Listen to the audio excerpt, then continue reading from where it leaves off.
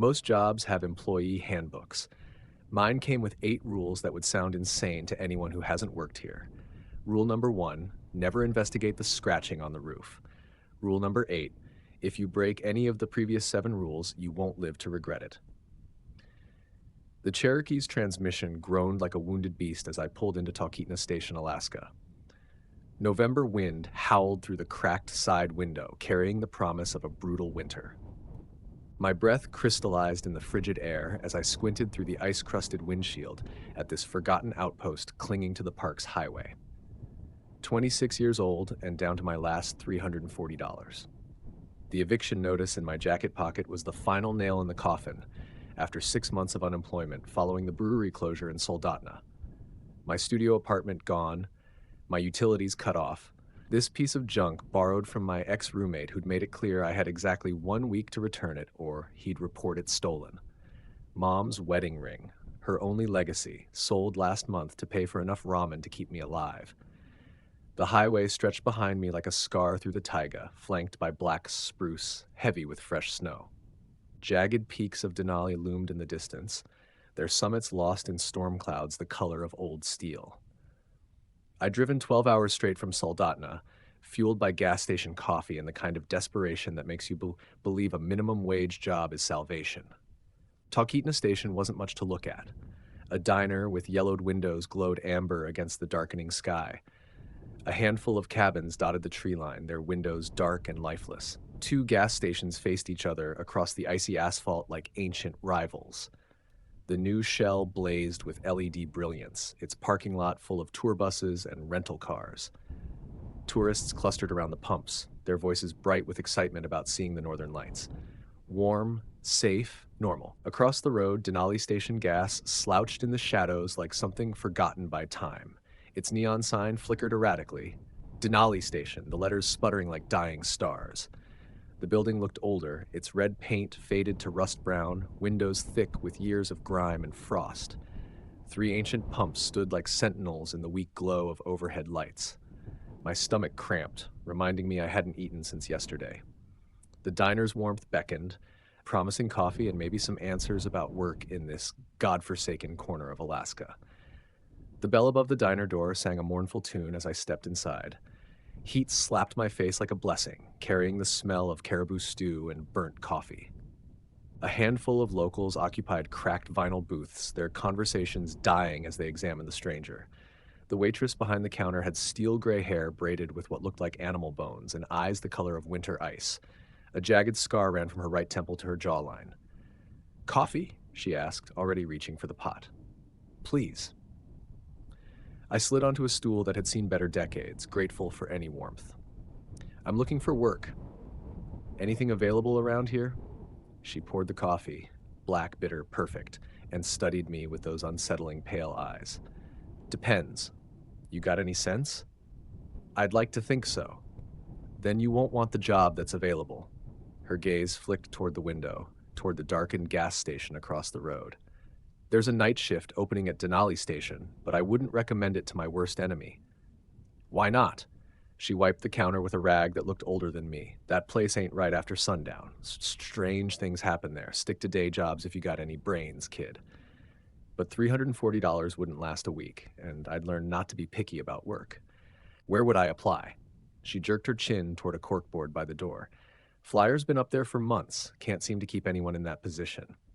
The board was covered with the usual small-town notices: firewood for sale, missing cats, church socials. The flyer was tucked in the corner, its edges yellowed and curled. Night shift attendant needed. Denali Station Gas, $22 per hour. Must be reliable and follow instructions precisely. Call Magnus. Strange customers expected. Must not disturb the wildlife. The phrase "must not disturb the wildlife" stuck in my mind as I copied the number into my phone. $22 an hour was more than I'd made at the brewery. "You sure about this?" the waitress asked when I returned to the counter. "I need the work." She shook her head, refilling my cup without being asked. "Your funeral, kid." The phone rang twice before a gravelly voice answered. "Magnus speaking." "I'm calling about the night shift position at Denali Station." A long pause. "You available to start tonight?" "Yes, sir." "Meet me at the station at 8 p.m. Bring ID and be ready to work. And kid? Yes? Don't expect this to be like other jobs. The line went dead. I checked my watch, 6:15 p.m. Just enough time to grab a burger and prepare myself for whatever awaited me. At 8 sharp, I pulled into the gravel lot of Denali Station Gas. My headlights swept across the building, revealing details the distance had hidden. The red paint wasn't just faded, it was blistered and peeling like old skin. The windows were thick with grime that seemed to move in the shadows, reflecting my headlights like watching eyes. The man waiting by the front door looked to be in his 70s, tall and lean like a winter-starved wolf. His parka was military grade, and his handshake could have crushed walnuts. Magnus Eriksson, he said, his accent carrying hints of Scandinavia. No relation, I assume? David Chen. No, sir. His eyes were sharp blue, the kind that had seen things most people couldn't survive. There was something ancient in his bearing, like he'd been standing guard at this place since the first white man set foot in Alaska. 35 years I've been managing this place, he said, unlocking the front door with a key that looked hand-forged. Never had a problem as long as the rules get followed. You follow rules, David? Yes, sir. The interior smelled of pine sap and old coffee, with an underlying musk I couldn't identify. Something wild and animal. A cash register from the Carter administration sat on a scarred wooden counter. Shelves lined the walls, stocked with the usual gas station fare, plus some items I didn't recognize. Bottles of what looked like herbs suspended in oil, packages wrapped in brown paper with symbols instead of labels. A massive cooler hummed against the far wall, casting blue light across the linoleum floor. Magnus led me behind the counter to a cramped office. The walls were bare except for a single rotary phone and a steel door that looked like it belonged in a bank vault. This is where you'll spend most of your time, he said, settling into a chair that creaked ominously. Simple work. Pump gas, sell supplies, keep the place clean. He pulled a manila envelope from a desk drawer and counted out 15 $20 bills. Advance on your first week. You'll need it for supplies. The cash felt real in my hands, more money than I'd held in months, but something about Magnus's intensity made my skin crawl. There are rules, he said, producing a sheet of paper from the same drawer. 8 of them. Follow them exactly, and you'll see dawn. Break them. He didn't finish the sentence. He read them aloud, his voice steady as a funeral director. 1. Keep all exterior lights on at all times. Replace burned bulbs immediately. The darkness brings hungry things. 2. Between 1 a.m. and 2 a.m., if you hear scratching on the roof, do not investigate. They're just passing through. 3. If a customer enters wearing all white with no shoes, serve them without speaking. They're not entirely human anymore. 4. Never stock the cooler between 2:30 a.m. and 3 a.m. That's feeding time. 5. If someone asks about the Iditarod Trail behind the station, tell them it's been closed for 20 years due to dangerous wildlife. 6. The basement door must remain locked at all times. If you hear singing from below, play the radio loudly until it stops. 7. If a pack of wolves approaches the station, turn off all lights and wait in the office until they leave. Do not let them see you. 8. Only call me in life-threatening emergencies. Everything else, you handle according to the rules. The rules hung in the air like smoke from a dying campfire. I read them again, looking for some hint this was an elaborate joke. Magnus's expression remained carved from granite. Questions? He asked. 1,000 questions crowded my throat, but the weight of the cash in my pocket kept them there. No, sir. Good. He stood, straightening his parka. Stick to the rules, kid. They're the only thing standing between you and what lives in the wilderness. He showed me the rest of the station. The supply closet, the circuit breaker, the ancient coffee machine that looked like it predated statehood. Everything felt normal except for the leather-bound logbook beside the register. Its pages were yellow with age, filled with entries in different handwriting spanning decades. Log everything, Magnus said. Sales, incidents, anything unusual. The book's been here longer than me. I flipped through a few pages. Most entries were mundane. Gas sales, inventory notes, weather observations, but scattered throughout were stranger notations that made my blood run cold. Scratching on roof 1:30 a.m. lasted 20 minutes. Did not investigate per Rule 2. Sarah, March 2019. White woman, no shoes, 2:45 a.m. Bought beef jerky and motor oil. Never spoke. Paid with silver coins. Mike, July 2020. Singing from basement 2:35 a.m. Radio stopped it after 10 minutes, getting louder each time. Tom, October 2023. Previous employees? I asked. Magnus's tone suggested the subject was closed forever. He walked me through the register system, showed me how to activate the pumps, explained the cleaning routine. Normal gas station work, except for those 8 rules hanging over everything like storm clouds. I'll be back tomorrow night to check on you, he said, heading for the door. Remember, follow the rules exactly. They've kept me alive for 35 years. The door chimed as he left, and I watched through the grimy window as his pickup truck disappeared into the darkness, its red taillights swallowed by the Alaskan night. The silence that followed felt heavy, pressing against my eardrums like deep water. I was alone. The cooler hummed. Wind rattled the windows. Somewhere in the distance, something howled, wolf or worse. I checked my watch. 8:15 p.m. Almost 10 hours until dawn. I pulled out the rules and read them again, trying to make sense of the warnings. Don't investigate scratching. Serve white-clad customers without speaking. Don't stock the cooler during feeding time. The logical part of my mind insisted this was all nonsense. The paranoid policies of an old man who'd spent too many years alone in the wilderness. But something deeper, some primitive instinct honed by millions of years of evolution, whispered that Magnus's calm certainty came from experience. A bulb flickered outside, drawing my attention to Rule 1. I found a replacement in the supply closet and stepped into the November night. The cold hit me like a physical assault, and the darkness beyond the station's glow seemed absolute. I changed the bulb quickly, my fingers numb despite the work gloves. Back inside, I noticed scratches on the nearest gas pump, deep gouges in the metal that looked almost like claw marks. The logical explanation was vandalism, but the marks were too high, too deliberate. I opened the logbook to the most recent entry, dated 3 days ago. Quiet night. Followed all rules. Wolves came at 4 a.m. but didn't approach the building. No other incidents. Marcus. The handwriting was shaky, like it had been written by someone with unsteady hands. I turned to a fresh page and wrote, November 8th, 2024, 8:30 p.m. David Chen starting shift. All lights operational. Temperature by 15 degrees Fahrenheit. The words looked small and insignificant on the yellowed paper. I closed the book and settled in for what I hoped would be an uneventful night.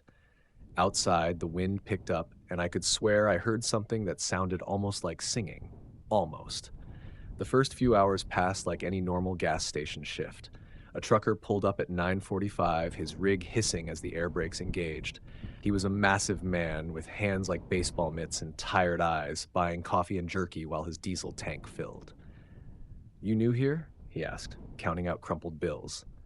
First night. He glanced around the store, his gaze lingering on the shadows beyond the fluorescent lights. Magnus, give you the talk about the rules?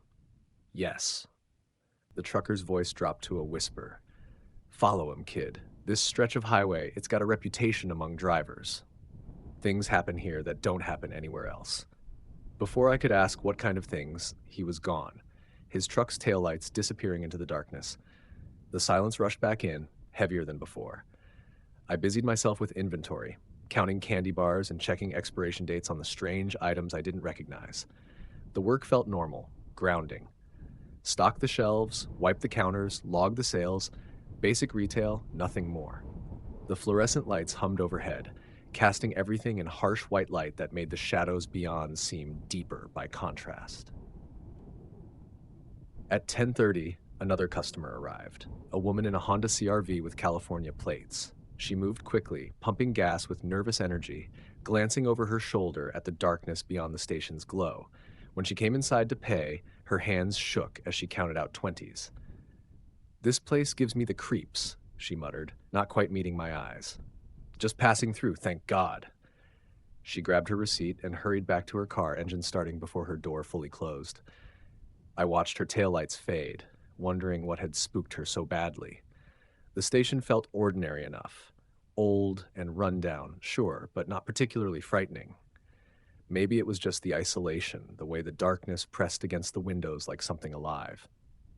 At 11:15, I found the first drawing. It was tucked under the cash register, a piece of construction paper folded in half.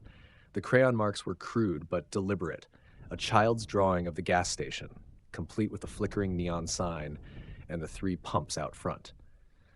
But there was something else in the picture.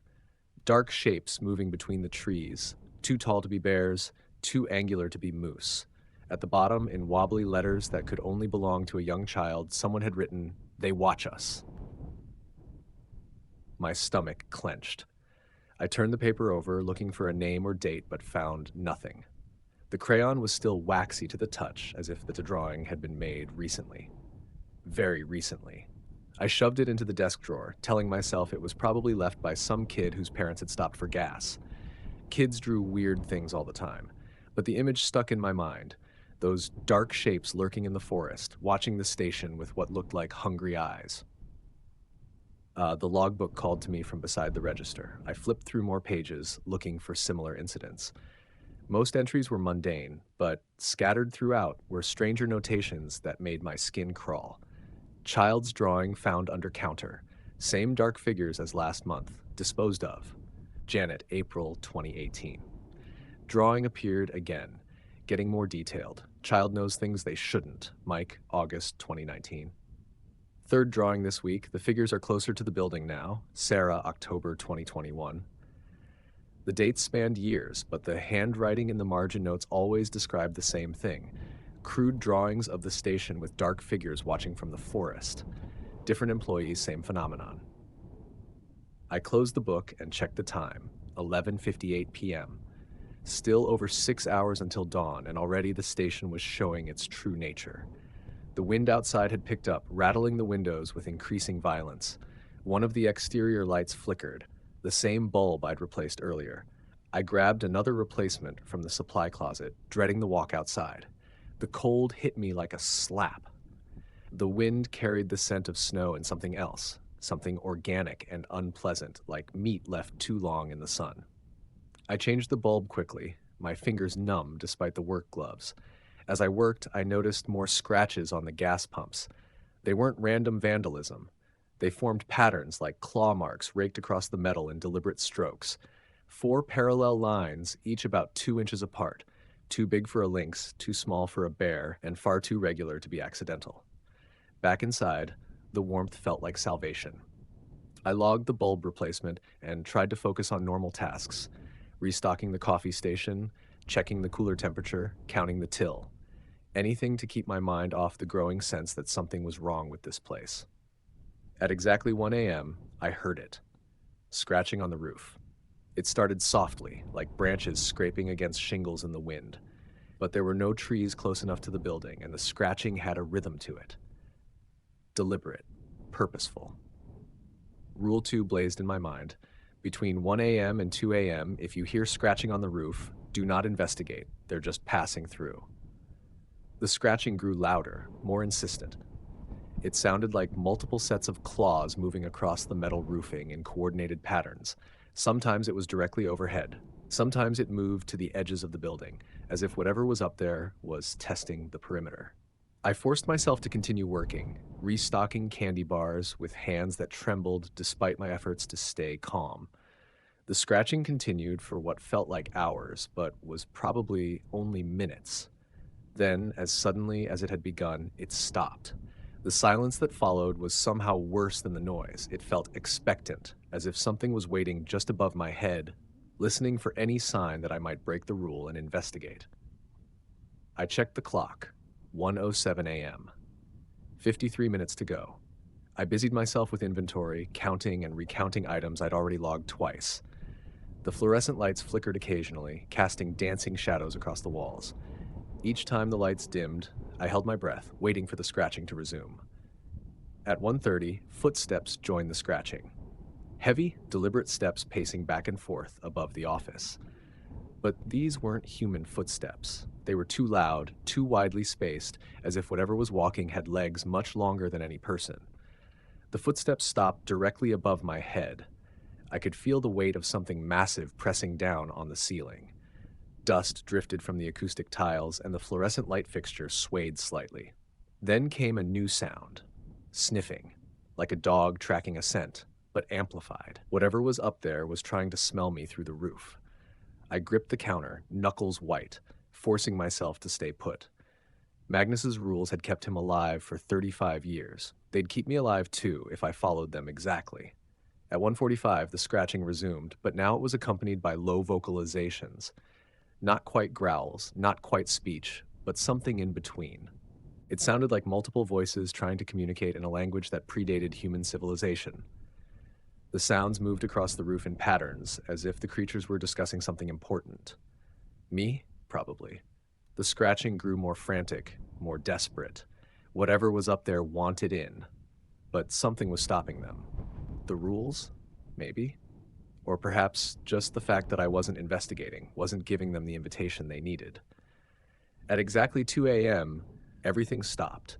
The scratching, the footsteps, the alien vocalizations, all of it ceased as if someone had thrown a switch. The silence was absolute.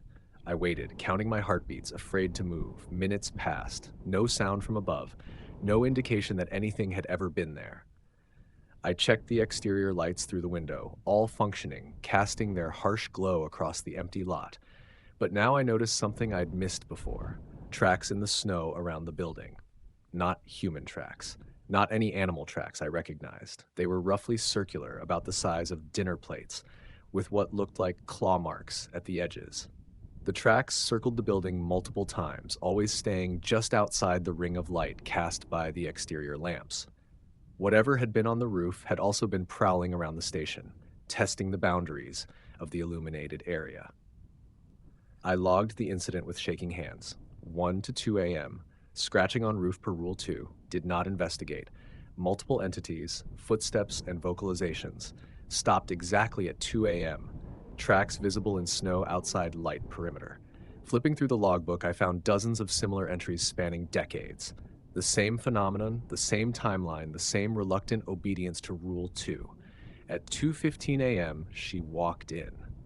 The bell chimed her entrance, a sound that seemed too loud in the oppressive silence.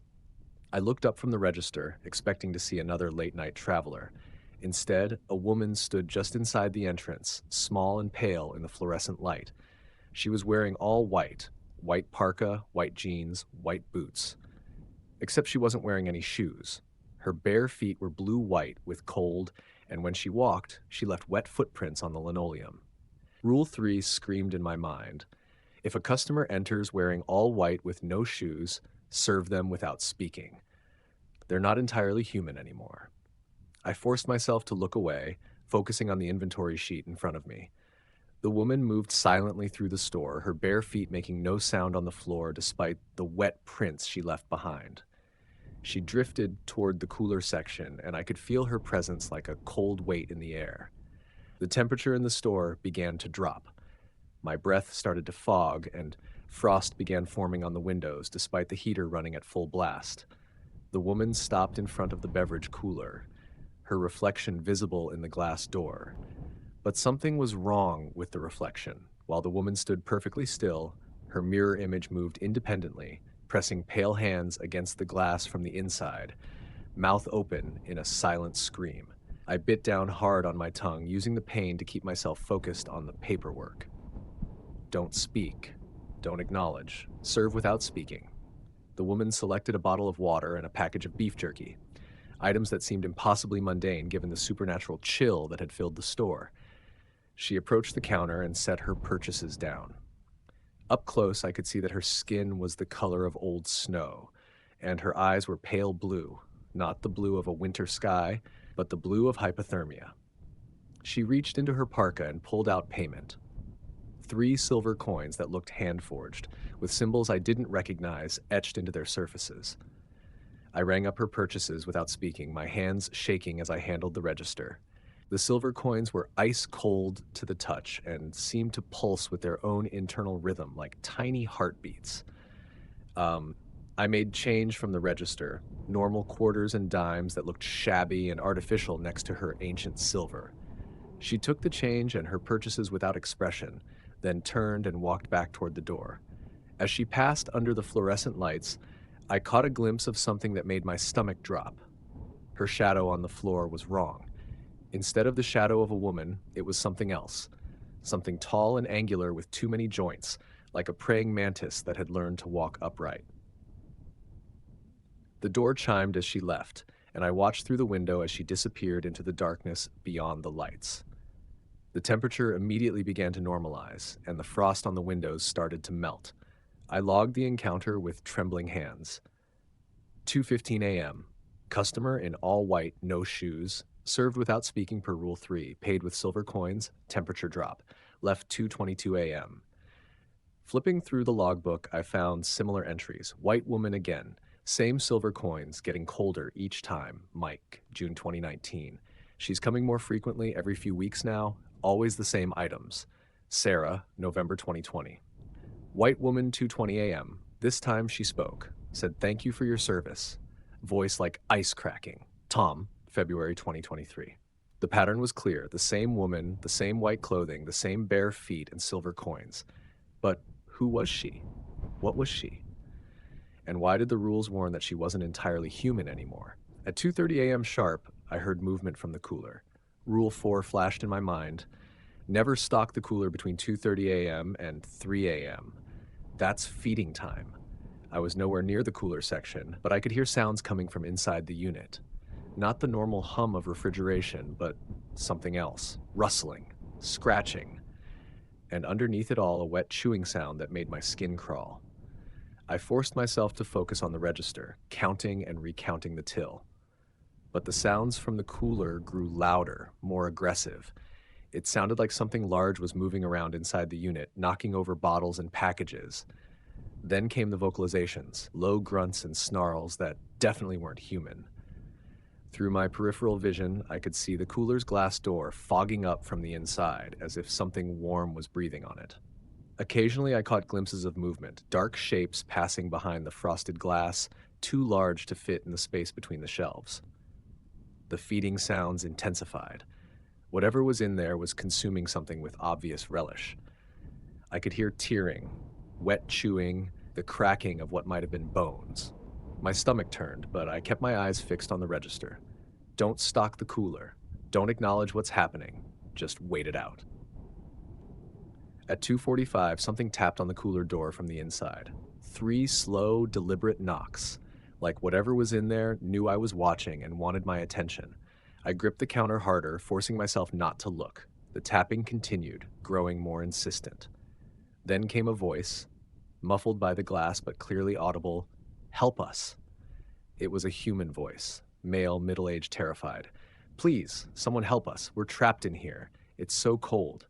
More voices joined the first. "Let us out. We've been here so long. Please, just open the door." A woman's voice crying, "I can't feel my fingers anymore." The voices were so convincing, so desperate, that every instinct screamed at me to help. But Magnus's warning echoed in my memory. That's feeding time.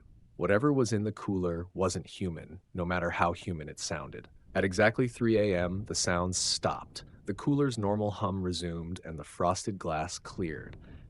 I forced myself to wait another 5 minutes before I dared to look toward the cooler section. Everything appeared normal. Bottles and packages neatly arranged on the shelves. No sign of disturbance. No evidence that anything unusual had happened. But when I checked the cooler's temperature log, the digital display showed it had spiked to 85 degrees between 2:30 and 3 a.m., then returned to normal. I logged the incident. 2:30 to 3 a.m. Feeding time per Rule 4. Did not approach cooler. Sounds of consumption and false human voices. Temperature spike to 85 degrees Fair. Returned to normal at 3 a.m. exactly. At 3:15 a.m., a man entered asking about the Iditarod Trail. He was tall and gaunt, wearing a parka that had seen better decades. His beard was matted with ice, and his eyes held the 1,000-yard stare of someone who'd spent too much time alone in the wilderness.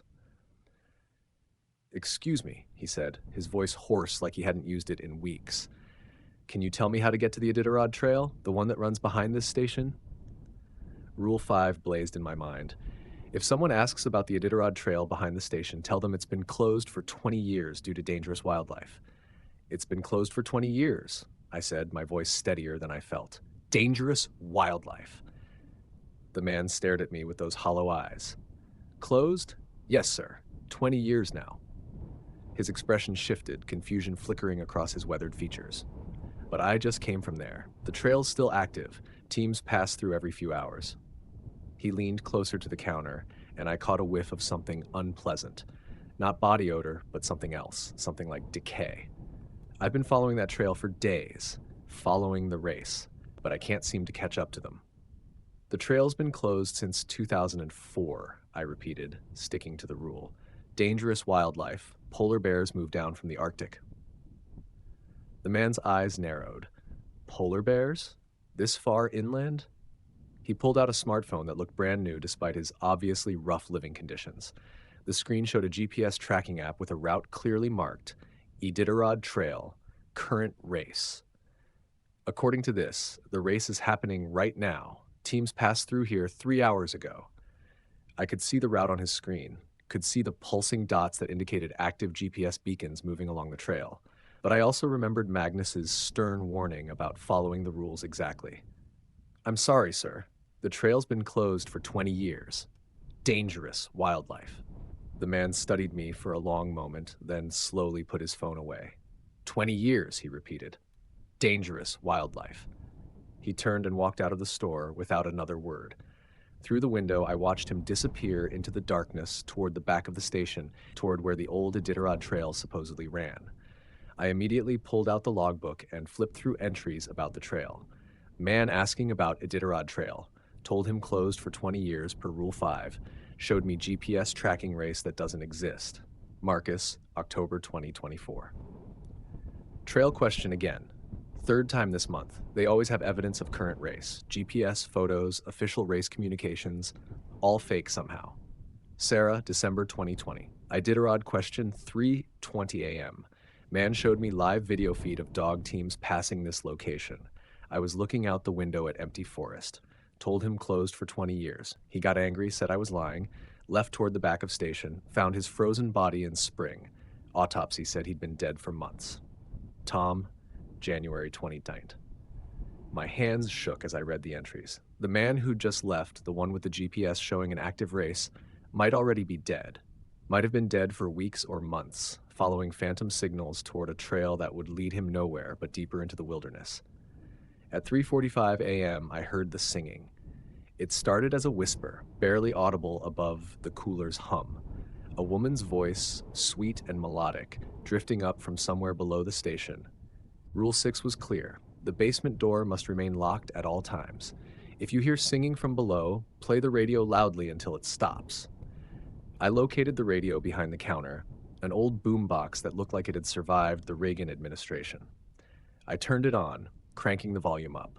Static filled the store, punctuated by fragments of talk radio and country music stations. But underneath the radio noise, I could still hear the singing. It was getting louder, more insistent. The melody was beautiful, haunting, the kind of song that makes you want to find its source and listen forever. I turned the radio up louder, but the singing rose to match it. The voice was directly below me now, as if someone was standing just under the floor, singing up through the boards. The lyrics were in a language I didn't recognize, but somehow I understood their meaning. They spoke of cold depths and ancient hungers, of things that waited in the dark spaces beneath the world. The song was a lullaby and a warning, a promise and a threat. It told me that if I just opened the basement door, I could see wonders beyond imagination. I could join the singers in their eternal chorus. My hand moved toward the steel door before I caught myself. The singing was so beautiful, so compelling. It promised warmth in the depths, companionship for the lonely, answers to questions I'd never thought to ask. But Magnus's rule was absolute. Keep the basement door locked. I cranked the radio to maximum volume, the speakers crackling with distortion. Country music and static warred with the supernatural lullaby from below. Gradually, reluctantly, the singing faded. At 4 a.m., it stopped entirely. I turned off the radio and the store fell silent except for the familiar hum of the cooler and the whistle of wind through the building's gaps. I logged the incident. 3:45 4 a.m., singing from basement per Rule 6. Used radio to stop it, lasted 15 minutes. Language unknown but somehow understood. Extremely compelling. The logbook was full of similar encounters. Singing getting louder each time. Radio barely works now. Need to replace speakers. Mike, March 2020. Basement singing 3:50 a.m. This time there were multiple voices, sounded like a whole choir. Almost opened the door. Sarah, July 2021. Singing again. Beautiful but wrong. Dreamed about it for weeks after. Can't get the melody out of my head. Tom, November 2023. One entry stood out from the others. New employee didn't follow Rule 6. Found basement door open, employee missing. Search teams found tracks leading into old mine shafts 5 miles underground. Never found body. Magnus, June 1998. At 4:30 a.m., I saw them approaching through the window, a pack of wolves, at least 8 of them, moving across the snow-covered lot with predatory grace. But these weren't ordinary wolves. They were too large, too coordinated, and their eyes reflected the station's lights with an intelligence that seemed almost human. Rule 7 was clear. If a pack of wolves approaches the station, turn off all lights and wait in the office until they leave. Do not let them see you. I hit the main power switch, plunging the station into darkness. The sudden silence was deafening. No fluorescent hum, no cooler motor, no electrical noise of any kind. I fumbled my way to the office using my phone's flashlight, then shut the door and turned off the light. Through the office's single window, I could see the wolves spreading out around the building. They moved with military precision, surrounding the station in a perfect circle. These weren't hunting for prey. They were conducting a search. I crouched below the window, afraid to let them see even my silhouette. Through the gap under the office door, I could see their shadows moving past the main store's windows. Occasionally, one would pause and test the door handle or scratch at the walls. They were looking for a way in. Or maybe they were looking for me specifically. Minutes passed. The wolves continued their patrol, their massive forms moving with supernatural silence through the snow. Then I heard something that made my blood freeze. One of them spoke. Not a howl or a bark, but actual human speech. "He's inside," the voice said, gravely and deep. "I can smell his fear." Another voice answered, "The old protections still hold. We cannot enter uninvited." Then we wait. Eventually he'll make a mistake. They always do. The conversation continued in that same unnatural mix of wolf growls and human words. They discussed my scent, my movements throughout the night, my adherence to the rules that kept them at bay. "This one is different," a third voice observed. "He follows the old agreements, shows respect for the boundaries." "Respect born of fear," the first voice replied. "Not understanding. When he learns the truth, he'll break the rules like all the others." "Perhaps, but tonight he is protected." I stayed frozen in the office, afraid to move, afraid to breathe too loudly. The wolves maintained their vigil for what felt like hours, but was probably only 20 minutes. Finally, as dawn began to lighten the eastern sky, they withdrew. I heard them moving away from the station, their conversation fading into the distance. When I was sure they were gone, I crept back to the main power switch and restored electricity to the station. The fluorescent lights flickered back to life, and the cooler resumed its steady hum. Through the windows, I could see tracks in the snow. Not wolf tracks, but something else. Human footprints leading away from the station, as if the wolves had transformed back into people before departing. At 5:45 a.m., I heard Magnus's truck pulling into the lot. Relief flooded through me like warm water. I'd survived the night. I'd followed every rule exactly as written. The door chimed as Magnus entered, his pale eyes scanning the store for signs of trouble. "How was your first night?" he asked. "Eventful," I replied, my voice hoarse from fear and exhaustion. "But I followed all the rules." Magnus nodded approvingly. "I can see that. You're still breathing, still sane. That's more than I can say for some of your predecessors." He walked around the store, checking the basement door, examining the cooler, looking for any sign that the rules had been broken. "The pack came tonight," he observed, noting the tracks outside. "They always test new employees. You handled it correctly." "They spoke," I said. Human words. Magnus's expression didn't change. "The boundary between human and animal is thinner here than most places. This land remembers older times when the distinctions weren't so clear." He counted out my pay for the night, $176 for 8 hours of supernatural horror. It felt like the most money I'd ever earned. "Will you be back tomorrow night?" Magnus asked. I thought about the rules, about the things I'd seen and heard, about the creatures that prowled the roof and the singing voices in the basement. about the woman in white and the wolves that spoke with human voices. Yes, I said, I'll be back. Magnus smiled for the first time since I'd met him. Good. You show promise. Most people break after the first night. The ones who make it past their first encounter usually last a while. How long have you been doing this? I asked. 35 years, he replied. And I still learn something new every night. This place, it's older than the state, older than the territory, maybe older than the country itself. We're just caretakers, making sure the old agreements are honored. The morning shift worker arrived at 6 a.m., a cheerful college student named Lisa who seemed oblivious to the supernatural drama that played out here every night. She chatted about her classes while I processed the night's sales and handed over the keys. Anything interesting happen? She asked brightly. I glanced at Magnus, who gave an almost imperceptible shake of his head. Quiet night, I lied. Just the usual. As I walked to my car in the morning light, I looked back at Denali Station Gas. In the daylight, it looked ordinary. Just another rundown gas station serving travelers on the park's highway. But I knew better now. I knew about the things that watched from the forest, the creatures that prowled the roof in the dark hours, the ancient agreements that kept worse things at bay.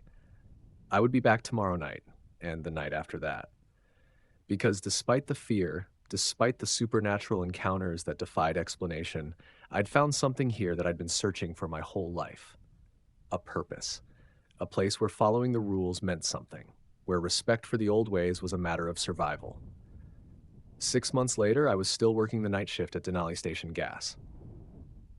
I'd seen things that would drive most people insane, encountered entities that science couldn't explain, and learned to navigate a world where ancient rules were the only thing standing between civilization and chaos. Magnus had been right. I'd shown promise. I'd even started training new employees, passing on the 8 rules that had kept me alive through countless supernatural encounters. Most didn't last past their first night. But occasionally, someone would show up who understood instinctively that some jobs are about more than just making money. Some jobs are about standing guard at the boundaries between worlds. And sometimes, late at night when the wolves are speaking in human voices and the singers in the basement are calling my name, I remember that desperate drive from Soldotna with $314 in my pocket and nowhere left to go. Now I have $50,000 in savings, a purpose that matters, and the strangest job security in Alaska. Because no matter how bad things get in the normal world, there will always be a need for someone willing to work the night shift at Denali Station Gas, someone willing to follow the rules, someone willing to keep the old agreements, someone willing to stand guard in the long, dark hours before dawn.